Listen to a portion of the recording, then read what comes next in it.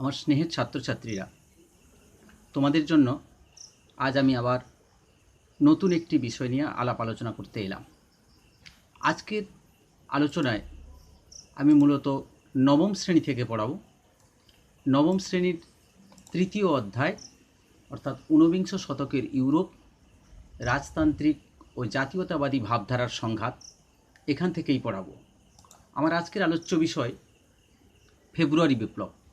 1848 খ্রিস্টাব্দে ফ্রান্সের ইতিহাসে যে বিপ্লব সংঘটিত হয়েছিল সেই ফেব্রুয়ারি বিপ্লব সম্পর্কে আমি আলোচনা করব।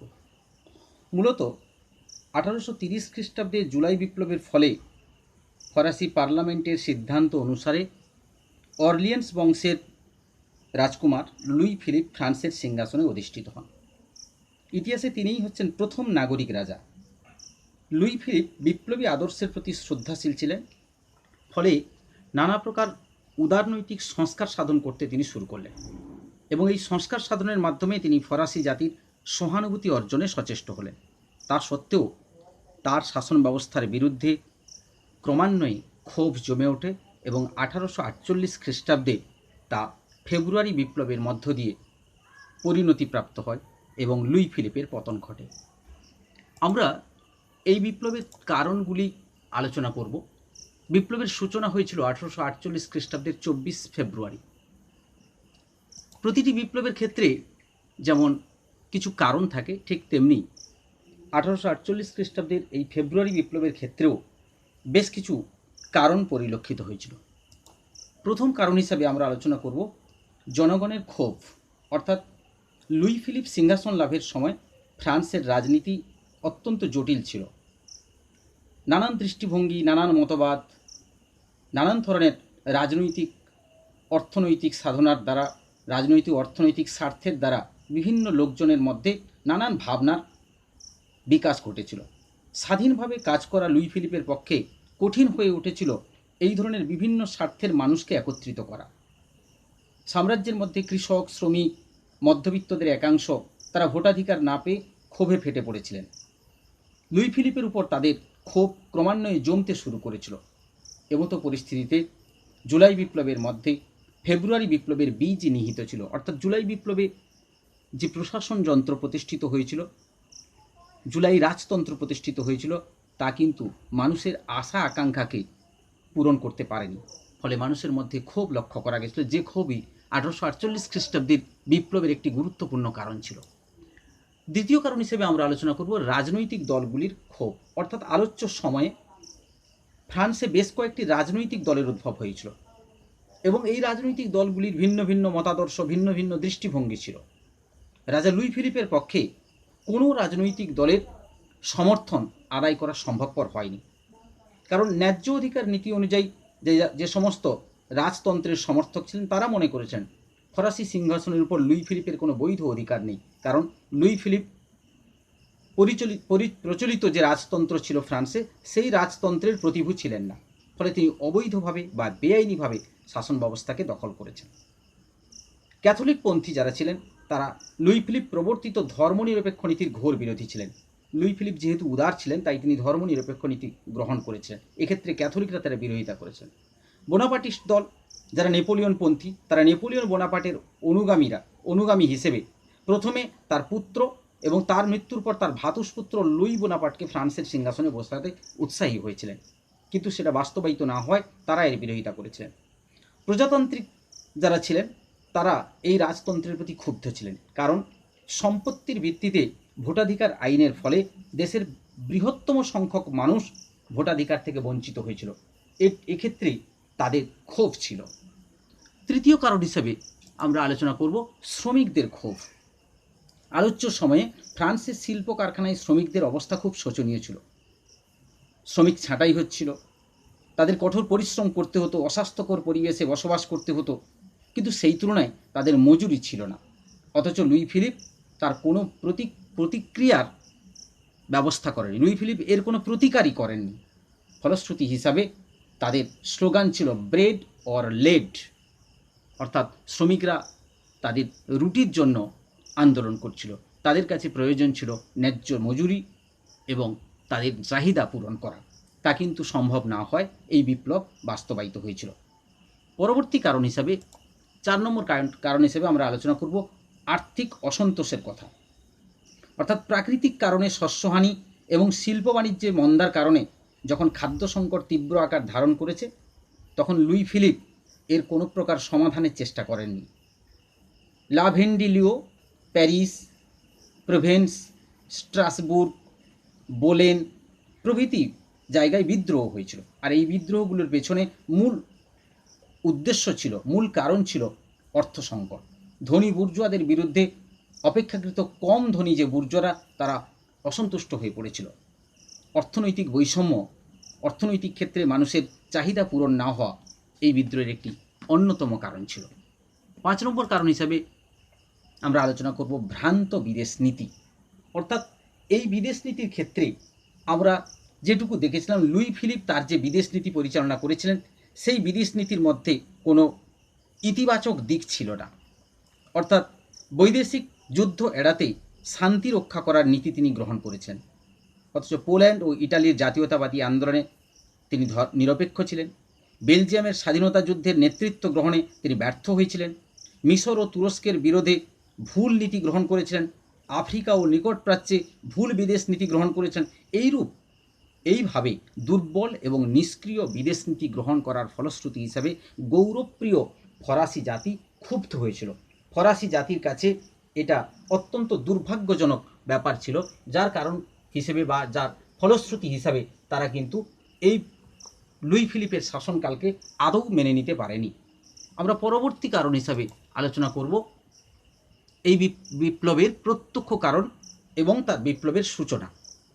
তো উপরোক্ত কারণগুলির পরিপ্রেক্ষিতে যখন সমগ্র ফরাসি জনগণের মধ্যে নানান ধরনের ক্ষোভ, নানান ধরনের হতাশা, নানান ধরনের প্রতিবাদ লক্ষ্য করা গেছে, সেই সময় 1848 খ্রিস্টাব্দের 22 ফেব্রুয়ারি ভোটাধিকার সম্প্রসারণের দাবিতে প্যারিসের ময়দানে একটি সমাবেশের আয়োজন হয়। প্রধানমন্ত্রী গিজো এই সমাবেশকে নিষিদ্ধ করেন, আইন জারি করেন। ক্ষুব্ধ জনতা গিজোর এই আদেশকে অমান্য করে গিজোর বাসভবন আক্রমণ করেন। ফলশ্রুতি হিসাবে গিজোর যারা দেহরক্ষী ছিলেন, তারা সাধারণ নিরস্ত্র জনগণের উপর গুলি চালাতে শুরু করেন। এতে 23 জন মানুষ নিহত হয়। এই ঘটনার প্রত্যুত্তরে বিক্ষুব্ধ জনতা অবিলম্বে লুই ফিলিপের পদত্যাগ দাবি করে। লুই ফিলিপ তার পৌত্রের হাতে সিংহাসনের দায়িত্বভার অর্পণ করে ইংল্যান্ডে পালিয়ে যান। এছাড়া তার কাছে বিকল্প কোনো পথ ছিল না। ফলশ্রুতি হিসাবে ইংল্যান্ডে পালিয়ে গিয়ে তিনি নিজে বাঁচেন এবং নিজ পৌত্রের সমর্থনে সিংহাসনকে প্রতিষ্ঠা করেন, সিংহাসনকে ছেড়ে দিয়ে যান। এবং এর ফলশ্রুতি হিসেবে ফ্রান্সে প্রজাতান্ত্রিক এবং সমাজতান্ত্রিক দল মিলিতভাবে সরকার গঠন করে। এভাবেই কিন্তু ফ্রান্সের ইতিহাসে ফেব্রুয়ারি বিপ্লবের সূচনা হয় এবং ফেব্রুয়ারি বিপ্লব বাস্তবায়িত হয়। এবার আমরা তাহলে ফেব্রুয়ারি বিপ্লবের কারণগুলো আমরা ক্রমান্বয়ে আলোচনা করলাম। তোমরা পরপর কারণগুলো আমাদের এখানে লেখা আছে, তোমরা নিশ্চয়ই দেখতে পাচ্ছ। এবার আমরা পরবর্তী পার্টে যাব, অর্থাৎ এই বিপ্লবের গুরুত্ব আমরা আলোচনা করব। এই বিপ্লবের গুরুত্ব শুধুমাত্র ফ্রান্স নয়, ফ্রান্সের বাইরে সমগ্র ইউরোপে প্রসার লাভ করেছিল। কথায় বলে, ফ্রান্সের সর্দি হলে ইউরোপ হাঁচে। এই বক্তব্যের সারবত্তা বাস্তবিক ক্ষেত্রে ইউরোপের প্রত্যেকটি বিপ্লবে লক্ষ্য করা গেছে, ফ্রান্সের প্রত্যেকটি বিপ্লবে লক্ষ্য করা গেছে। কারণ ফ্রান্সের যে কোনো ধরনের বিপ্লব ইউরোপের ইতিহাসে তার প্রভাব বিস্তার করেছে। এক্ষেত্রে ফেব্রুয়ারি বিপ্লবও তার ব্যতিক্রম হয়নি। আমরা প্রথমে এর প্রভাব আলোচনা করব। ফ্রান্সের ইতিহাসে এই বিপ্লবের কী প্রভাব ছিল সেটা আমরা বলব। ফেব্রুয়ারি বিপ্লবের প্রভাবে ফ্রান্সে পূর্ববর্তী যে জুলাই রাজতন্ত্র, সেই জুলাই রাজতন্ত্রের পতন ঘটেছিল এবং প্রজাতন্ত্র প্রতিষ্ঠিত হয়েছিল। এই অস্থায়ী প্রজাতন্ত্রের রাষ্ট্রপতি যিনি হয়েছিলেন, তিনি হচ্ছেন লা মার্টিন।